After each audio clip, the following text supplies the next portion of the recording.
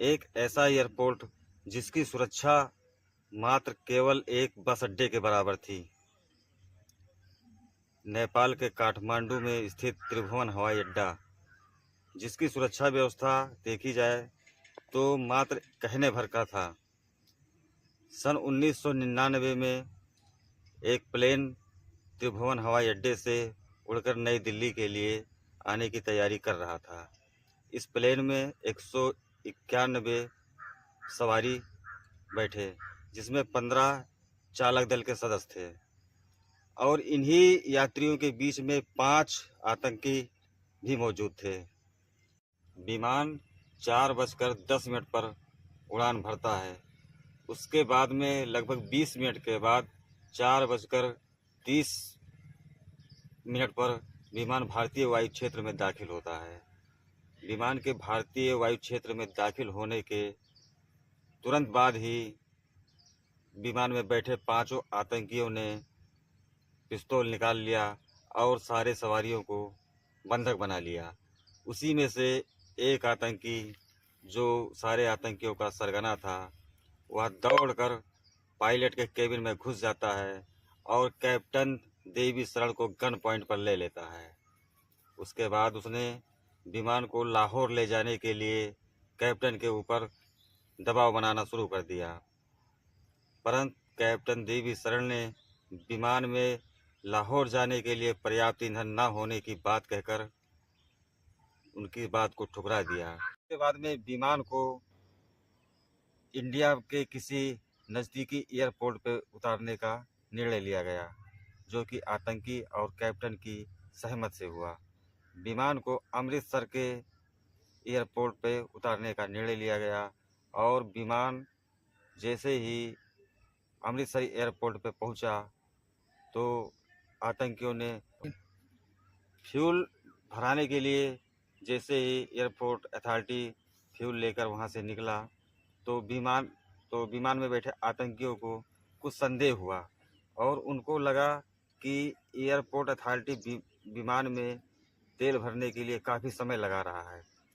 तो विमान का टैंक, तेल का टैंक विमान तक पहुंचने के लिए टैंकर आ रहा था। अचानक बड़ी तेजी स्पीड से आ रहा था। अचानक टैंकर ब्रेक लगा देता है, जिससे आतंकियों को यह संदेह हो जाता है कि भारतीय सुरक्षा एजेंसी कुछ हरकत कर रही है। इसलिए उन्होंने बिना तेल भरवाए ही विमान को उड़ाने का निर्णय लिया और कैप्टन देवी शरण को आदेश दिया कि बिना तेल भराए ही विमान को उड़ाया जाए। और भारतीय सुरक्षा तंत्र ये चाहता था कि विमान ज़्यादा से ज़्यादा समय तक एयरपोर्ट पे रोका जाए, जिससे उनको बंधन से मुक्त कराने के लिए कोई तरीका निकल आए। उधर सरकार को अब तक पता चल चुका था कि एयर इंडिया का विमान आतंकियों के कब्जे में आ गया है और पंजाब पुलिस ये सोच रही थी कि हमको केंद्र से कोई दिशा निर्देश मिले तो हम इस प्लेन पर धावा बोलें, क्योंकि पंजाब पुलिस पूरी तरह से अलर्ट मोड में थी कि किसी तरह से बंधकों को मुक्त कराना है।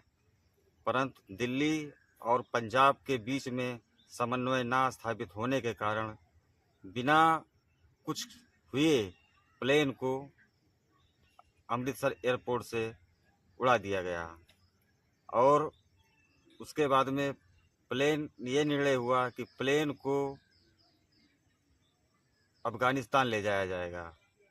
फिर आतंकियों ने सोचा कि प्लेन को सबसे पहले अफगानिस्तान से पहले दुबई ले जाया जाए और उसमें विमान में बैठे यात्रियों में से एक विमान के यात्री, उसके ऊपर आतंकियों ने चाकू से हमला करके उसकी मृत्यु हो गई और उस यात्री को दुबई में उतार दिया गया और कुल मिला के विमान में 190 यात्री और चालक दल के सदस्य जीवित बचे।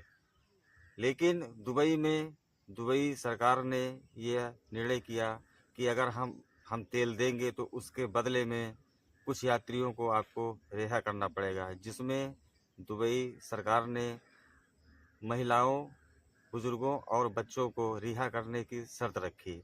इस पर आतंकी तैयार हो गए और लगभग 26 यात्रियों को दुबई में उतार दिया गया। उसके बाद में फ्यूल भरवाकर प्लेन को कंधार एयरपोर्ट के लिए रवाना कर दिया गया। प्लेन अगले दिन कंधार एयरपोर्ट पहुंच जाता है। कंधार पहुंचने के बाद में अफगानिस्तान के सैनिकों ने विमान को चारों तरफ से घेर लिया, अपने कब्जे में कर लिया।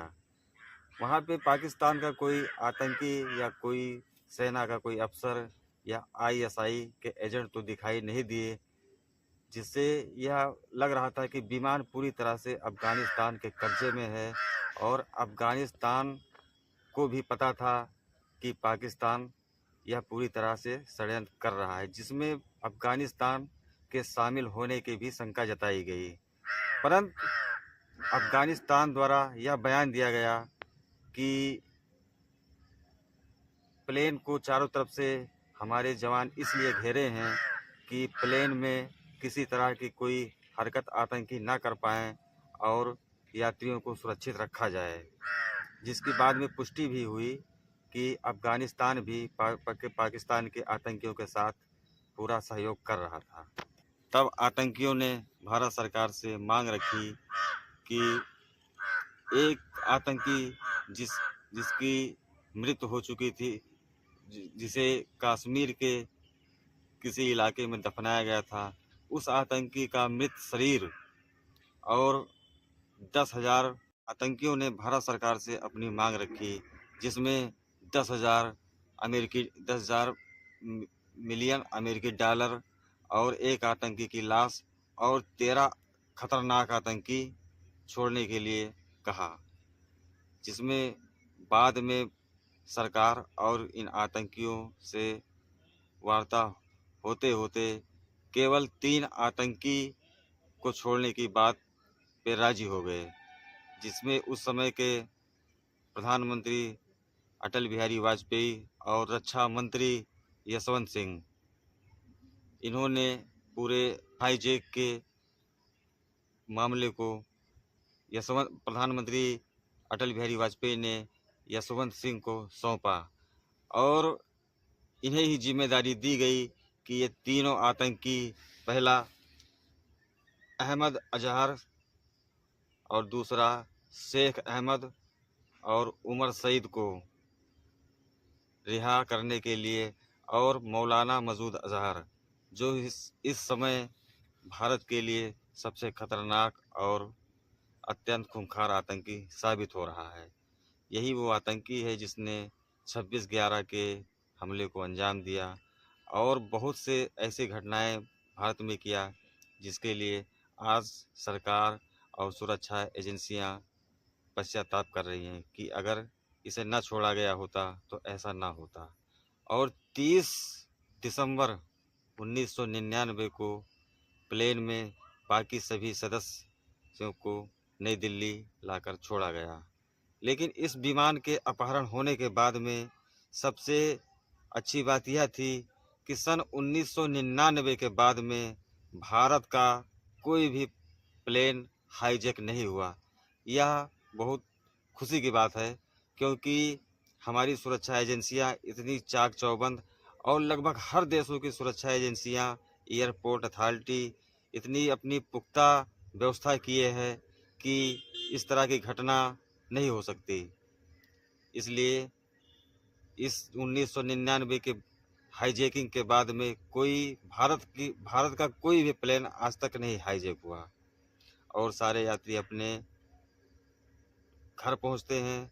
और वो लोग जब भी इस घटना को याद करते हैं तो अपने आप को फिर पाते हैं कि हम कंधार में ही खड़े हैं और उनके आंख से आंसू आ जाते हैं। साथियों, इसमें एक बात और है, जैसे तीनों आतंकी को अफगानिस्तान में कंधार एयरपोर्ट पे छोड़ा गया, बताया जाता है कि एक गाड़ी में बैठकर तीनों आतंकी और उनके साथ अफगानिस्तान के कुछ सुरक्षाकर्मी भी इनको पाकिस्तान के रास्ते बॉर्डर तक ले जाते हैं। बाद में इसकी पुष्टि हुई कि अफ़गानिस्तान पूरी तरह से इस घटना में संलिप्त था, जिसे अफ़गानिस्तान और पाकिस्तान ने मिलकर इसको अंजाम दिया। तो आज की इस क्राइम स्टोरी में बस इतना ही। अगले एपिसोड में फिर मिलेंगे। धन्यवाद।